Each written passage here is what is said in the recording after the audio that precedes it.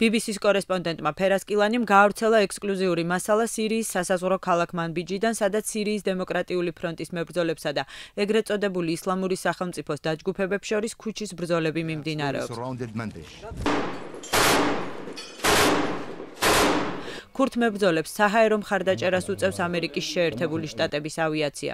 თუმცა BBC-ს კორესპონდენტის ინფორმაციით, ავიაიერიშებს მშვიდობიანი მოსახლეობაც ეწირება. ქალაქ მანბიჯის მცხოვრებთა დიდმა ნაწილმა სახლები დატოვა და ამჟამად საგანგებო ბანაკებში იმყოფება. აქ იგრძნობა საკვების ნაკლებობა, დგას რამდენიმე დღიანი რიგები პურზე, თუმცა ადამიანები მაინც შედარებით უსაფრთხოდ არიან.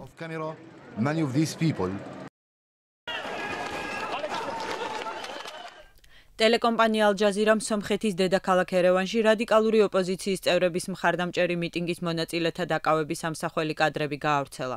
დემონსტრანტები პოლიციის იმ განყოფილებასთან იყვნენ მისულები, სადაც ოპოზიციის შეიარაღებულ წევრებს უკვე რამდენიმე დღე ამძევლები ყავთ აყვანილი. შეერთებულმა შტატებმა და რუსეთმა ერევანში წარმოქმნილ კრიზისთან დაკავშირებით განცხადებები გაავრცელეს. And urged the government to handle the situation with appropriate restraint. The Russian government is also raising concerns about the unrest in Armenia and instability near its borders. Baghdad is the hottest place these days, literally. ერაყის დედაქალაქ ბაღდადში ტემპერატურამ რეკორდულ 50 გრადუსს მიაღწია, რის გამოც მთავრობამ დედაქალაქის დაწესებულებებში ორდღიანი დასვენება გამოაცხადა. ენერგეტიკული კრიზისისა და დაზიანებული ინფრასტრუქტურის მიუხედავად, მოსახლეობა გაგრილებას ყველა არსებული საშუალებით ცდილობს. Supply several hours of electricity per day. Some pay up to $20 per ampere for private generator owners.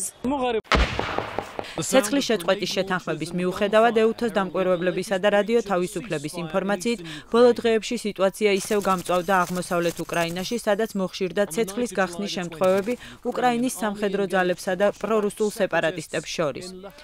ინტენსიური დაპირისპირება ზოგჯერ რამდენიმე საათსაც გრძელდებოდა. მსხვერპლის შესახებ ინფორმაცია არ არის.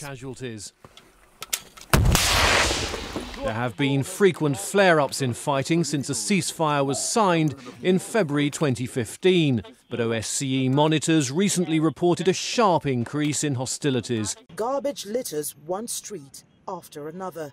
And dump sites too are sprouting in residential areas. აფრიკის სამოდელო ქალაქად ჩაფიქრებული ნიგერიის აბუჯა დღეს ნაგავში იძირება.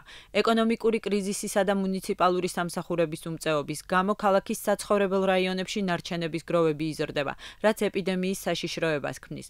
ქალაქ აბუჯას ამ კრიზისს ნავთობზე ფასების მკვეთრ ვარდნას მიაწერენ, რაც ნიგერიის შემოსავლების მთავარი წყაროა. ქალაქის საკრებულოს წარმომადგენლის განცხადებით, ნაგვის გარდა აბუჯას სხვა პრობლემებიც აქვს. გენერალური გეგმის არარსებობა, ქაოტური განაშენიანება, ძველი მანქანები და მწვანე ზონების განადგურება.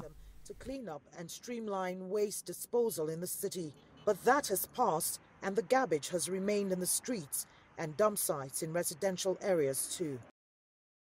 სამხრეთ სუდანში სამთავრობო და ოპოზიციურ შეიარაღებულ დაჯგუფებებს შორის მომხდარი დაპირისპირებისას დაღუპული ჩინელი მშვიდობის მყოფელების ცხედრების სამშობლოში გადააფრინეს. მანამდე უგანდას ენტებეს საერთაშორისო აეროპორტში დაღუპული მშვიდობის მყოფელების მოსახსენიებელი სამგლოვიარო ცერემონია გაიმართა.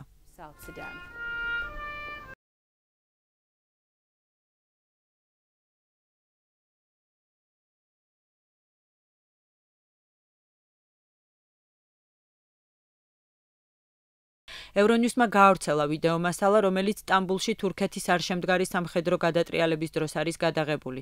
გავრცელებული კადრები გვიჩვენებს სტამბულის ერთ-ერთ მოქალაქეს, რომელიც ერთწუთიან მონაკვეთში ამბოხებულების ორ სხვადასხვა ტანკს გადაურჩა.